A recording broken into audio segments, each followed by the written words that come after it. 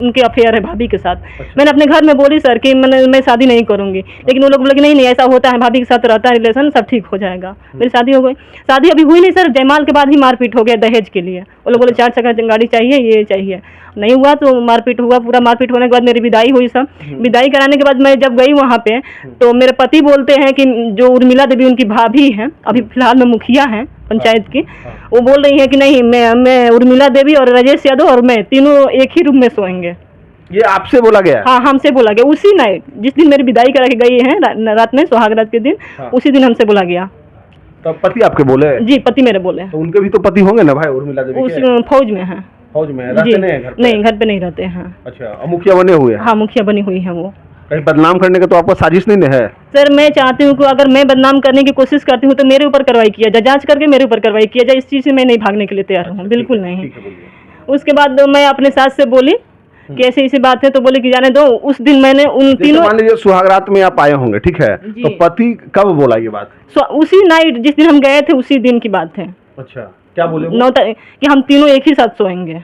तो तुम बोला नहीं कि पत्नी हम तुम्हारे हुए, तो फिर वो कैसे सोएगी? हम इस चीज को बोले, फिर वो डांट दिए। तो फिर मैंने बोले कि ठीक है, कहीं हो सकता है झगड़ा वगड़ा हुआ होगा, इस वजह से बोल रहे हैं। मैंने उस दिन तो सोई उनके साथ, लेकिन फिर दोबारा भी बोल रहे हैं। मैं बोली कि मैं मना कर दी, मैं बोली मैं नहीं सोऊंगी। तो उस दिन तीनों साथ में सोए? उस दिन तीनों साथ में सोए थे।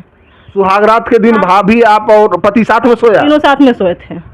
बड़ा गंभीर समस्या है भाई। उस दिन के बाद फिर दोबारा दूसरे दिन वो बोली मैं कुछ भी हो जाएगा, मैं नहीं साथ में सोऊंगी। मैं सास से बोली, सास बोली कि ठीक है, तुम्हारा बिछौना अलग लगा देते हैं। अच्छा। मैंने मेरा पलंग उलंग नहीं, केवल चौकी और लेवा बिछा करके दूसरे रूम में सास बोली। मैं उसमें अकेले सोई, लेकिन मेरे पति नहीं गए। बोले कि जब भी सोएंगे इसी रूम में सोएंगे, उर्मिला देवी के रूम में सोएंगे, तुम्हारे साथ नहीं सोएंगे। अच्छा। उसके बाद मैं ऐसे करते करते 20 दिन बीत गया सर। 20 दिन बीतने के बाद मतलब घर में माहौल झगड़ा क्या हो गया।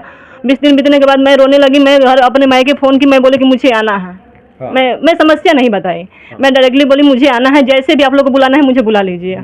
मेरे पिताजी, मैं चाचा जी, मेरे ससुर जी से बात किया और मेरे को बुला लिया। अच्छा। बुला लिया, मैं चली गई। फिर इधर से मेरे सास ससुर बोलने लगे नहीं नहीं सब समस्या ठीक हो जाएगा, तुम आओ, हम लोग तुम्हारे साथ हैं। फिर मेरी मई में उधर से विदाई करा के मैं आती हूँ। जब मई में आती हूँ सर, तो मैंने जब सब कुछ ठीक था, 1 महीना 2 महीना तक सब बढ़िया से चला। मेरे पति मेरे साथ सो रहे थे, मैं सोची कि चलो सब कुछ मेरा ठीक हो गया सर। उसके बाद क्या हुआ कि मेरा सारा सामान जितना, मई में समझ सकते हैं सर कि कितना गर्मी होती है, मेरा कूलर पंखा सब उर्मिला देवी के रूम में था। अच्छा। उसके बाद मैं बोली कि चलो ठीक, मेरे सास से बोली, बड़े भैया से बोली, नंद से बोली, सब लोग बोला कि चलो कुछ पति का अपना कंट्रोल करो। मैं बोली ठीक है। वो लोग पंखा मेरे रूम में लगा दिए। उसके बाद मैं सो रही थी सर। उसके बाद अचानक से क्या होता है कि उर्मिला देवी आती, तो तुमसे पैसा मांगा गया था ना तिलक में, दहेज में जो मारपीट हुआ था। बोले नहीं मेरे पास नहीं है पैसा, मेरे पास पैसा नहीं है। उसके बाद सर वो तबीयत खराब होने का नाटक कर लेती हैं कि मेरा तबीयत खराब है, ये है वो, तो उसको मेरे से करवाना था। मेरे पति बोलते हैं कि उसका तबीयत खराब है, तुमको उसके साथ ही रहना है। फिर वो नाटक कर दी, उसके ही साथ रहना है तुमको। उनका पति होगा ना भाई उर्मिला देवी के, तो मैं उनके पति से बोली। मैं ये कॉल करके उनके पति से भी बोली कि भैया आप क्यों नहीं की, तो उनको अलग कर दीजिए, तो हमको अलग, क्योंकि तो आप अपनी पत्नी को लेकर चले जाइए। तो बहाना बना देगी नहीं नहीं वो मुखिया है, वो कहाँ जाएगी। पति उनका सपोर्ट में हो गया। मैं बोली ठीक है, मैं क्या कर सकती हूँ, मैं तो सास ससुर से ही ना बोल सकती हूँ, भसुर से तो कुछ ज़्यादा मेरा लगाव नहीं हो सकता है। मैं ससुर से बोली, सास से बोली। मेरे ससुर उस समय अपने बेटा के सर मतलब गोड़ पे पकड़ रखे कि बेटा मेरा इज्जत बचा लो। मैं झूठ नहीं बोलूँगी, मेरे ससुर उस समय अपने बेटा के सर मतलब पैर पे पड़े हैं, बात बरोबर है। मेरी ननद भी उन लोगों को उस समय तो बोले, उस समय मेरा सपोर्ट गलत बात ये सपोर्ट की नहीं है सर, बात गलत और सही की थी, वो लोग गलत के विरोध की। उसके बाद उनका तबीयत, जैसे रिलेशनशिप आप शादी के पहले जान चुके थे? हाँ जान चुके थे। तो आप क्यों शादी की है? फिर आपकी गलती है ना? हाँ, मेरी गलती नहीं है, मैं घर पे बताई। मैं अपने चूंकि मेरे मामा मेरे शादी किए थे, तो मैंने घर पे बताई, तो मामा जी बोले तो आप जाने कैसे? क्योंकि वो वीडियो कॉलिंग कर रहे थे मेरे पास ना शादी से पहले, तो भाभी को पकड़ करके वीडियो कॉलिंग मेरे को दिखा रहे थे। इस चीज़ से मेरे को शक हो गया था सर। अच्छा। इस चीज़ से वीडियो कॉलिंग पे पकड़ के दिखा रहे थे, पूरा मतलब यहाँ पे कंधा रख करके दिखा रहे थे, तो जनरेशन में मुझे शक हो गया था। मैं ये बात बोली थी मामा से, तो बोले कि नहीं नहीं बुलेट दिलाया है, ये दिलाया है, सब मरा जाएगा, तुम्ही को लोग गलत बोलेगा। फिर मैं छुपा गई सर कि बात सब कुछ दिला गया है। आप लड़की को समझ सकते हैं, कहीं ना कहीं समाज ये कहेगा कि लड़की ही गलत है। अब पति क्या चाहता है? उसके बाद सर जानते हैं, उसके बाद ना फिर मैं गई ना, उसके बाद उर्मिला देवी क्या करती है ना कि मेरे पति मेरे रूम में सोए हैं, 1 बजे उठ करके उर्मिला देवी के रूम में चले जाते हैं। उठ के रात में? अच्छा।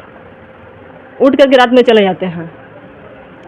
फिर जाने के बाद सर क्या होता है कि मैं विरोध करती हूँ इस चीज़ को। मैं अपने बड़े भैया के पास फ़ोन करती हूँ, नहीं सुने, वो भी नहीं सुने। बिहान बेला फिर मारपीट झगड़ा होता है, फिर उस चीज़ को मैंने सहन करती हूँ। फिर उनके भी अपना तबीयत का नाटक कर लेती हैं। तबीयत का नाटक करने के बाद मैं उसका सेवा करती हूँ। उसके ठीक 20-25 दिन बाद मेरा तबीयत खराब हो जाता है। अच्छा, 20-25 दिन मेरा तबीयत खराब हो जाता है। जब तबीयत मेरा खराब होता है तो मैंने कोई दवाई एक छोटा सा भी कोई टैबलेट मुझे नहीं लिया करके देता है। 6-7 दिन तक मुझे खड़ा नहीं हो जा रहा था, उल्टी हो रहा था, लाइटिंग हो रहा था, मुझे खड़ा नहीं हो रहा था। मेरी सास बोली ना कि हम जाते हैं, कोई नहीं जाएगा। तो पता नहीं किसी से ना झोला गांव में जो डॉक्टर होते हैं ना उनको बुला करके लाई, तो वो बुला करके लाई तो वो बोले कि नहीं इसका डिलीवरी है, चेक किए तो बोले कि एक चीज बताइए, अब क्या चाहते हैं ये बताइए हमको। आप क्या चाहते एक बात और है मैं, हाँ बोलिए बोलिए, खुल के बोलिए। उसके बाद फिर सर जब मेरी डिलीवरी थी ना तो ये लोग कुछ नहीं मेरे को किए। ये लोग को पता चला कि डिलीवरी, मेरे पति बोला कि दवाई खा लो। मैं बोली मैं दवाई नहीं खाऊंगी, कुछ भी हो जाएगा मैं दवाई नहीं खाऊंगी, क्योंकि फर्स्ट बच्चा है, मैं दवाई नहीं खाऊंगी। मेरी सास भी मेरी सपोर्ट की, मेरी ननद लोग भी बोले कि तुमको दवाई नहीं खाना है। उसके बाद ये लोग दवाई नहीं कराते हैं, फिर मैं मैके आ जाती हूँ। मैके आ जाती हूँ सर, मेरा बेटा हो जाता है, मेरा कॉल जाता है इन लोग के पास, तो बोलते हैं ये लोग, मेरे पति बोले कि मेरा कोई परिवार नहीं है। सीधे आपको सीधे डायरेक्ट बोले कि कोई मेरा परिवार नहीं है। 1.5 साल का बच्चा मेरा हो गया, तब फिर वो लोग कंप्रोमाइज, मैंने कोर्ट केस जब की तो वो लोग कंप्रोमाइज के लिए आते हैं। मैं बोली ठीक है, मैं सब कुछ ठीक है, अभी भी आप रखने के लिए तैयार है तो मैं चलूँगी। फिर जाती हूँ, फिर 1.5 महीना अच्छे से रखते हैं मुझे। अच्छा, फिर वही हाल, रात में उठ करके मेरे पति चले जाते हैं। अब जब जाते हैं सर, अब मेरे से नहीं बर्दाश्त हुआ। मतलब उसको एक्चुअली में दिल लगा हुआ है भाभी से। अब मेरे को सर नहीं बर्दाश्त हुआ, मैंने रात में ही हंगामा कर दी। अच्छा, मैसेज कॉल भैया को सबको रात में ही मैंने जाना। 4 बजे बजते जब सब लोग निकला ना तो मैं बोली कि आप लोग क्यों साक्षात हैं, तो आप लोग क्यों नहीं देख रहे हैं? आप लोग को देखना चाहिए ना, आप लोग को घर में आप लोग के सामने देवर भाभी एक साथ सो रहे हैं, ये कैसा घर है? हाँ। मैं बोलने लगी सर, मैं उस समय मेरे को गुस्सा बर्दाश्त नहीं हुआ। जब मेरे बड़े भैया लेकर गए उनको द्वार पर समझाने के लिए, अभी बड़े भैया जब निकले ना अपने रूम में से, तभी उसी के रूम में वो सोया हुआ था। अच्छा, थोड़ा उनको भी गुस्सा आया होगा, तो बाहर निकाल के ले गए। शायद मेरे पति को तो कितने तबड़ा मारे थे।